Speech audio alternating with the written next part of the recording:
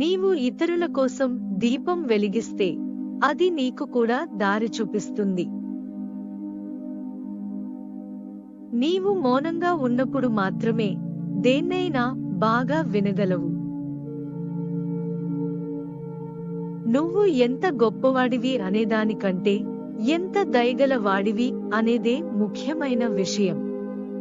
చాలా సార్లు నీ డబ్బు, తెలివి కంటే నీ దయే ఎదుటవారి హృదయం నింపగలదు. అందమైన వారు ఎప్పుడూ మంచిగా ఉండకపోవచ్చు, కానీ మంచివారు ఎప్పుడూ అందమైన వారే. బంధాలకు మరణం అంటూ ఉండదు. మనమే మన అహంతో, అవివేకంతో బలవంతంగా చంపేస్తాం. నమ్మకం, ప్రార్థన, ఈ రెండు అసాధ్యమైన వాటిని కూడా సుసాధ్యం చేయగలవు. నీవు మాట్లాడే మాట నిజమైందిగా, అవసరమైనదిగా, మృదువుగా ఉండాలి.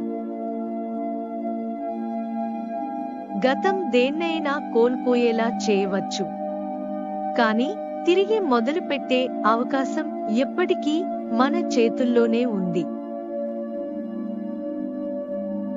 నీ ఆనందం కోసం ఇతరులపై ఆధారపడకు.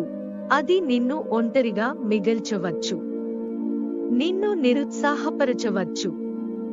కానీ అదే ఆనందాన్ని నీలోనే వెతుక్కొంటే అప్పుడు ఒంటరిగా ఉన్నా ఆనందంగా ఉండగలవు. Thanks for watching. Please do subscribe for more videos. Don't forget to like, comment and share the video.